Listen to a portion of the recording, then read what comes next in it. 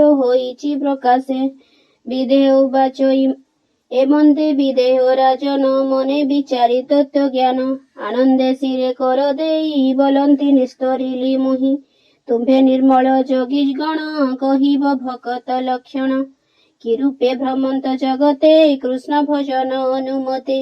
କିବା କହନ୍ତି ବାକ୍ୟ ସାର କି ଧର୍ମ କରନ୍ତି ଆଚାର ତାହାଙ୍କୁ ଜାଣିବା କେମନ୍ତେ କହ ସୁଦୟା ଯେବେ ମତେ ହବିର ବାଚ ହବି ବୋଲନ୍ତି ତାହା ଶୁଣି ଶୁଣ ବିଦେହେ ନୃପମଣି କୃଷ୍ଣ ଭକତେ ସଂସାରେ ପ୍ରଚରେ ତ୍ରିବଦୀ ପ୍ରକାରେ ଉତ୍ତମ ମଧ୍ୟମ ପ୍ରାକୃତ ଯାହାର ଲକ୍ଷଣ ଯେମନ୍ତ ଯାହା କହିବା ଶୁଣ ଏବେ ରାଜନ ପଚାରିଲୁ ଯେବେ ସକଳ ଦେହେ ନାରାୟଣ ବସନ୍ତି ଅନାଦି କାରଣ ସେ ନାରାୟଣ ଦେହେ ଗତେ ବସନ୍ତି ଭାବ ଅନୁମତେ ଏଭାବେ ଦୃଢ଼ ଯାର ମନ ସେ ପ୍ରାଣୀ ଭକତ ଉତ୍ତମ ଈଶ୍ୱର ଠାରେ ପ୍ରେମ କରେ ମିତ୍ର ଭାବନା ସାଧୁ ଠାରେ କରୁଣା ଅଜ୍ଞାନ ଲୋକରେ କରେ ଉପେକ୍ଷା ଶତ୍ରୁ ଠାରେ ସେ ଭକ୍ତ ମଧ୍ୟମ ଅଟଇ ଯେଣୁ ସେ ଭେଦକୁ ଦେଖଇ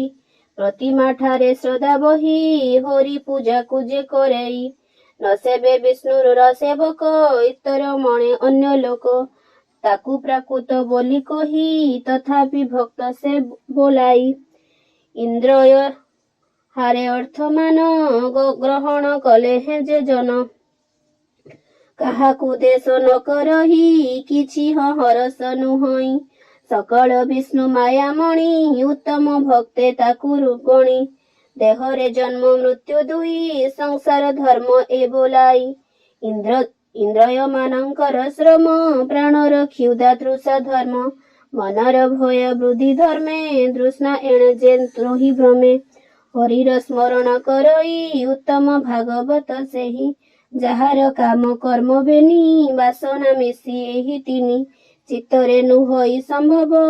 ଆଶ୍ରୟ ଏକା ବାସୁଦେବ ଉତ୍ତମ ଭକ୍ତ ସେ ବୋଲାଇ ଶୁଣ ରାଜନ ମନ ଦେଇ ଜନ୍ମ କରମେ ଯାର ମନ ନଘେନେ ଦେହ ଅଭିମାନ ଜାତି ଆଶ୍ରମ ବନ ଧର୍ମ ଏ ଅହଙ୍କାରେ ନହେ ଭ୍ରମ ହରିର ପ୍ରିୟ ସେହୁ ପ୍ରାଣୀ ଭକତ ମଧ୍ୟ ପରିମାଣୀ ଯାହାର ସୁତ ବିତ ଦେହେ ପର ଆପଣା ବୁଦ୍ଧି ନହେ ସକଳ ଦେହେ ସମବୁଦ୍ଧି ଉତ୍ତମ ଭକ୍ତ ସେ ପ୍ରସିଦ୍ଧି ସିଦ୍ଧ ଗୋବିନ୍ଦ ମୁନିଗଣ ସେବନ୍ତି ଯେ ହରି ଚରଣ ଭବ ବିରଞ୍ଚି ଯାର ପାଦେ ଧ୍ୟାନ ଚିନ୍ତିତ ପ୍ରମାଦେ ସେ ପଦ୍ମ ପଦ୍ମେ ନିତ୍ୟ ଚିନ୍ତି ଲବ ନିମିଷ ନ ଛାଡ଼ନ୍ତି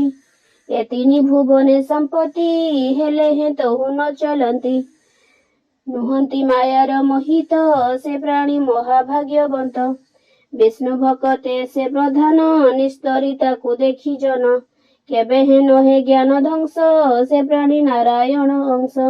କୃଷ୍ଣର ପାଦ ନଖପନ୍ତି ଚନ୍ଦ୍ର କିରଣ ପ୍ରାୟ ଜ୍ୟୋତି ସେ ଯାର ହୃଦୟ ପ୍ରକାଶେ ଅଶେଷ ଘୋର ତମ ନାଶେ ଏଣୁ ଯେ ହୃଦୟ ହରି ଭଜେ ହରି ତା ହୃଦୟ ନ ତେଜେ ସ୍ନେହର ଜୁରେ ତା ଚରଣ ହୃଦୟରେ